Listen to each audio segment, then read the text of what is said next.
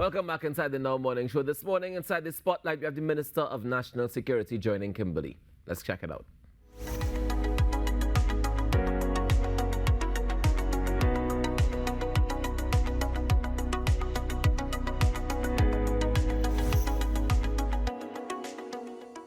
Now, with the murder figure estimated to have crossed 400 for the year thus far, many have been calling for the Acting Commissioner of Police, MacDonald Jacob, and his officers to do what is necessary to put a dent in crime. And so joining us to talk more about this and some of the measures and even address some of the concerns is the Minister of National Security, Mr. Fitzgerald Hinds. Mr. Hinds, good morning. Thank you so much for joining us on Now. Very good morning, Kimberly. A very good morning to Raucus, your other colleagues, and all of your viewers and listeners across Trinidad and Tobago and the world on the Now. Happy to be in your company. Of course. Now, Minister, I want to start off with the Acting Commissioner of Police, Mr. MacDonald Jacob.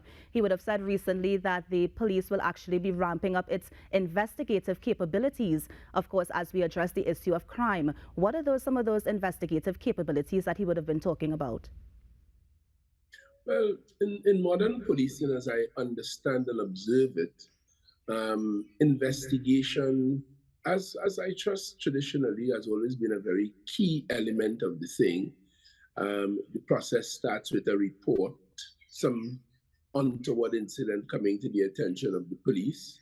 As one good old police told me, the evidence is always present, and it is up to the investigators now to find it, to present it to the court when they prosecute the offender, assuming that they find who that is, in a justiciable manner, in a manner that meets the laws of Trinidad and Tobago, the Evidence Act, and all the other laws that surround the activity of the police. So investigation is critical. Some of it is scientific, like fingerprinting and DNA, and other, yes, fingerprinting, DNA, ballistics. Those are some of the scientific elements in here.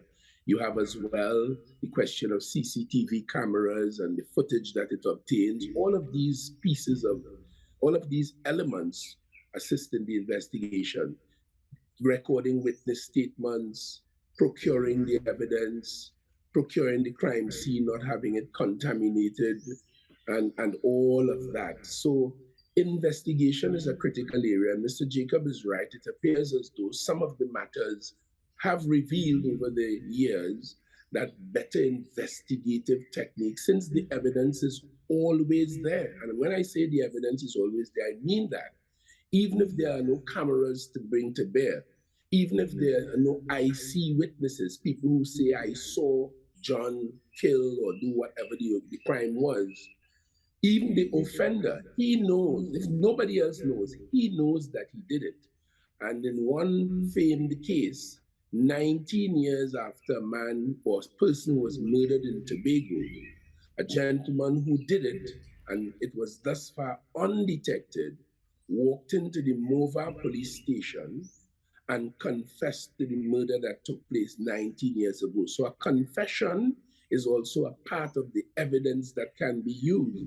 And therefore the management of witnesses, management of the accused, the suspect, how the police deal with him. They follow the laws around managing a suspect, the judge's rules and all of that.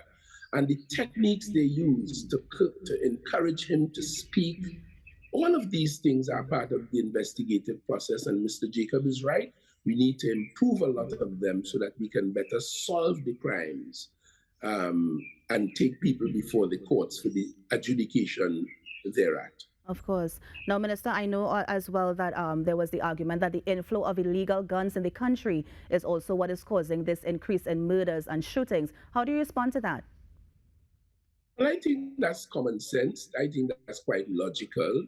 There was a time when I was a police officer, when you go on a block or you go to carry out a raid, most likely the only gun in that scenario would have been the police gun. As the years went by, starting to my mind with 1990, Trinidad and Tobago lost her virginity in the context of the possession of illegal guns.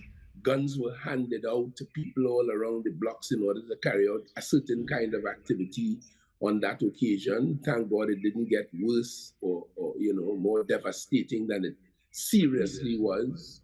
And in the inflow of illegal guns really was a problem then, and it continued then. As the years rolled by, we are now at the stage where the intelligence agencies have assessed that we have over 12,000 illegal firearms in the land, and with our proximity to Venezuela, um, and these speedboats that come in between there and our many, many illegal ports of entry.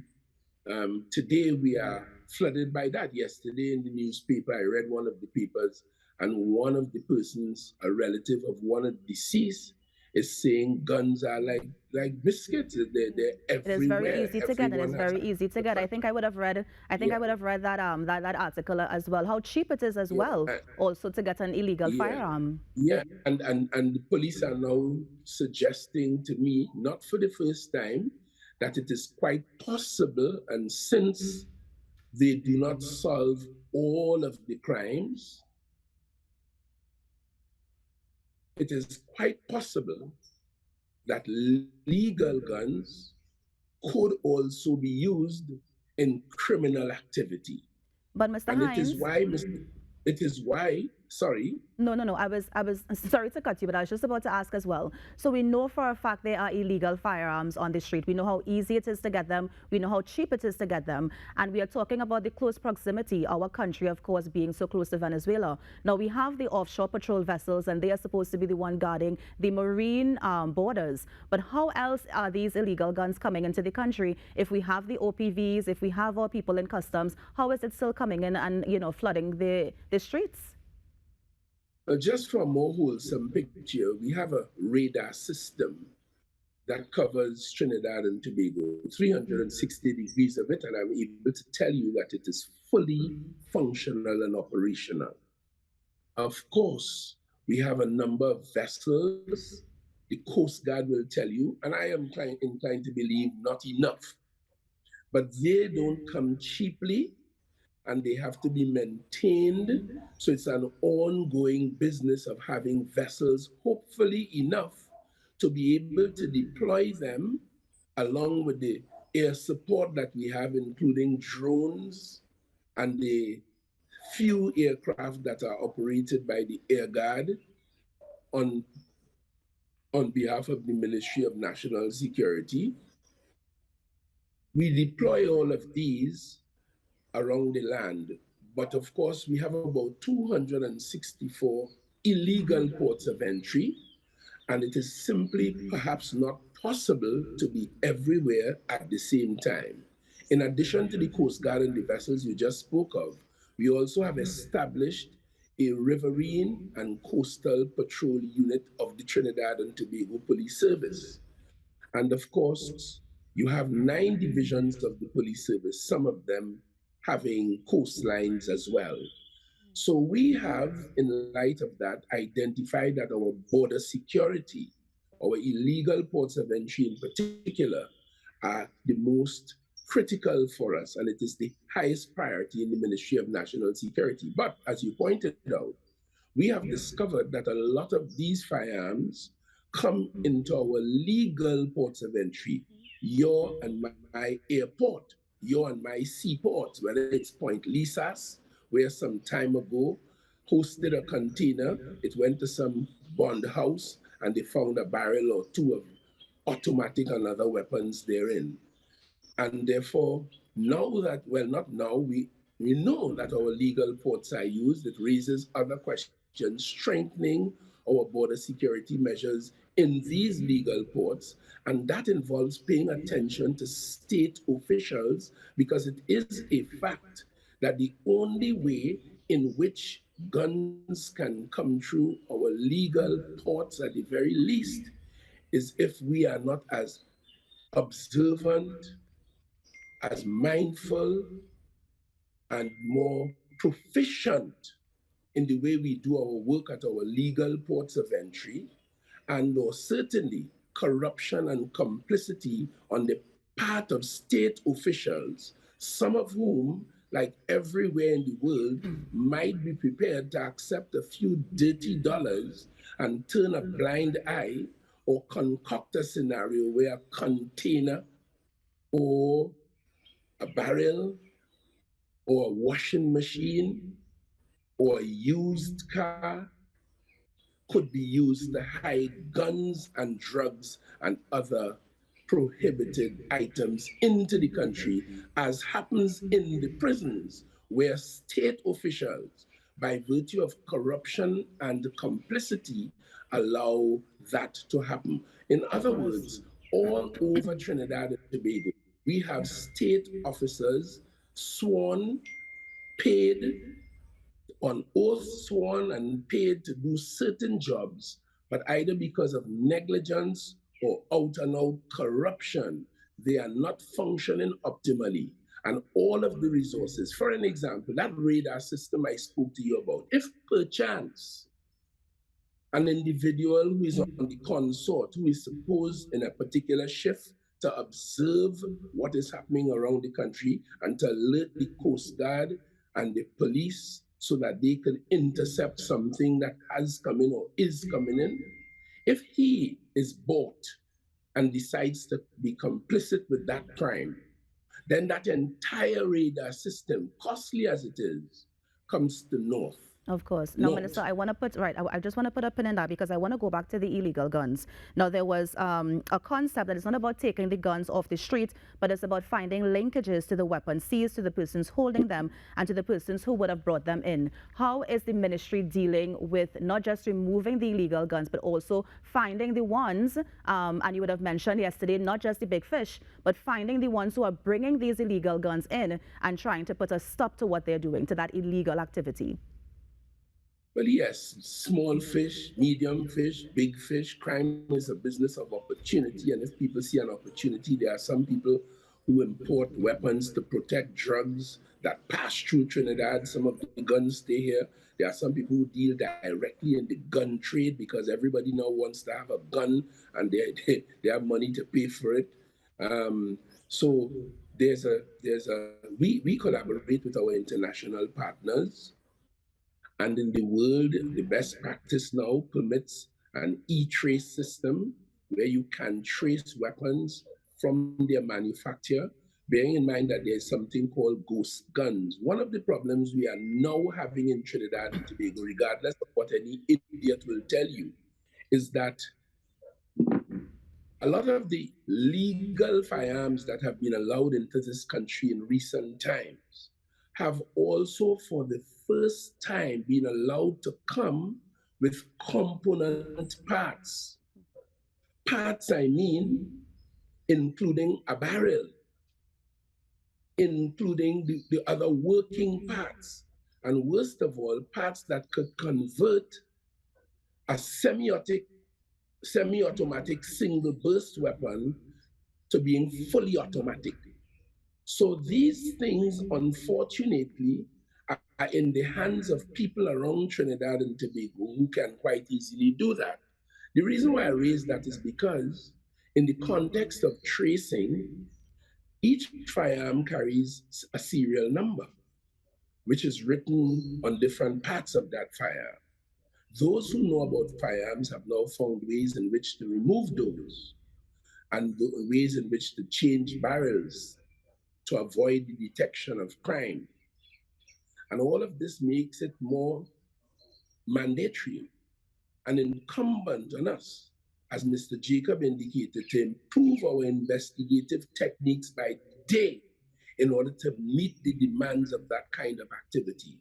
Right. But the tracing process allows to be able to trace a weapon manufactured anywhere from the manufacturer to the persons who would have purchased it from the manufacturer to the respective distributors, because all of these movements are supposed to be recorded, to the importer into Trinidad and Tobago, assuming it's a legal importer with an importer's license, traced from there to the distributor or distributors in Trinidad and into the hands of the end user. There are processes in the world now, including some that we have bought into, that allows that kind of trace. So at the very least, you know where this came from, and it will help you a whole lot better in your determining where and when and how these guns are coming in your attempts to prevent them from coming and getting involved in the murders that you have just identified, over 400 a year. Now, Mr. Hinds, as we are on the topic of the murders, do you know for sure what the murder rate is at this time? Because I know we were thinking 430, and the acting commissioner would have said he's not sure of the figure, but do you know what the figure is at this time?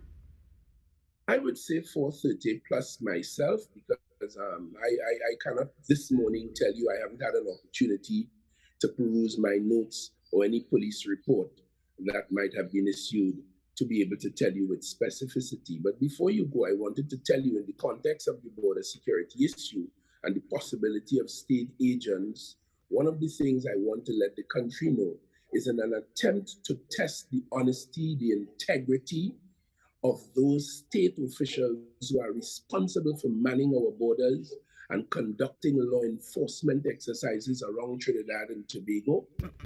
We put before the Parliament, I put before the Parliament, with the support of the National Security Council and the Cabinet of Trinidad and Tobago, I was authorized to put in the Parliament a bill which deals with integrity testing, meaning mandatory and spontaneous polygraphing and other modern forms, including eye scan and voice stress detection, to test the honesty and the integrity and the credibility of elements of the state. That includes the defense force, that includes the police service, that includes obviously the prison service, that includes the customs, immigration, inland revenue, and other elements of the public service that for the time being we recognize is very critical to the business of the security of the state. Because even the Registrar General's Department, as I said yesterday, a falsely issued birth certificate or three could cause 3 persons to come into Trinidad in what they call a cell and to sit tight for a few months or years to plan a major terrorist event and pass off as Trinidadians. Yeah. Now, So in Minister light Hinds, of quickly. indispensable countries in the world attend to these matters. Yes. Now, Minister Hinds, quickly, I know that the focus. It's a special majority bill. It's a special majority bill, and we are hoping to get the support of the full Parliament in order to pass that, so that we will be sure that those who are sworn and paid to protect us are really men and women of integrity who will protect us rather than for a few dollars hurt and harm us in corruption and complicity. Of course, going back to that collaboration that the president would have mentioned. Now, quickly, Minister Hinds, before we go, I know that that there was also the conversation about the fact that while we are talking about removing the illegal guns from the street, is there anything else that we're doing to dismantle those gangs? I mean, yesterday it would have been revealed that there are at least 120 gangs that the police service know about. I mean, what is the police doing to actually address that issue of the increase in gangs that's definitely taking place in the country right now? Well, the police has a responsibility, and the Parliament too. The Parliament passed in 2011 the anti-gang bill because we realized that persons put heads together, form gangs, 2 or more persons, to commit serious crimes. 2 heads are always better than 1. And we passed gang law in this country, which we allowed to operate for about 5, perhaps about 6 years. And when the government changed and we came to government, as you already know and the citizens know, the now opposition party, who was government when we supported it, refused to do so. And there was a lot of to-in and fro-in. Eventually, we got back into the Parliament. They refused to give the special majority parliamentary support to put in place that strict gang law and the necessary bail amendments to accompany it, to clamp down, to curtail, to take these gang member criminals off the streets for a substantial period, giving the police more time to better investigate the intricacies of gang operations, which is so different from an individual committing a crime. And they did not give us that support. So the Parliament has a role to play, and we failed it in this regard. We passed the gang law very watered down, without the bail restrictions that it had originally had. And that is what is available to the police now. But they do have an anti-gang law, and they have anti-gang units in the police service driven by intelligence. And I can tell you truthfully, they are constantly on the job building evidence. They have charged many people under the gang law. And I am aware from my briefings with the police commissioner that, and without getting into any details, of course, he would let me know that these kinds of investigations are going on and there are persons who are targeted to be arrested and charged further once the DPP is satisfied, because the DPP has a role in this too. He has to give his say-so, his blessing to prosecute in this regard. And once he's satisfied that the evidence is sufficient, then he will authorize the police to charge more people. But they have been working it, and they have already charged many people, including within recent months, under the anti-gang law. Thank you so much, Mr. Hinds, for joining us here on the Now Morning Show. Always a pleasure to have you. And just to update the population about what's taking place. Thank you so much. I thank you very warmly. Good luck and God bless. And we will continue to exert best efforts as Minister, as the Ministry of National Security, to supporting all of our law enforcement agencies with one goal in mind, that they would function optimally to protect you, the people of Trinidad and Tobago. Thank you very much. Of course. Take care, Mr. Hinds. Thank you kindly. And that was the Minister of National Security, Fitzgerald Hinds, just giving us an update on how his ministry plans to dismantle organized crime. You're on the Now Morning Show. Stay with us. We have so much more. We'll be right back.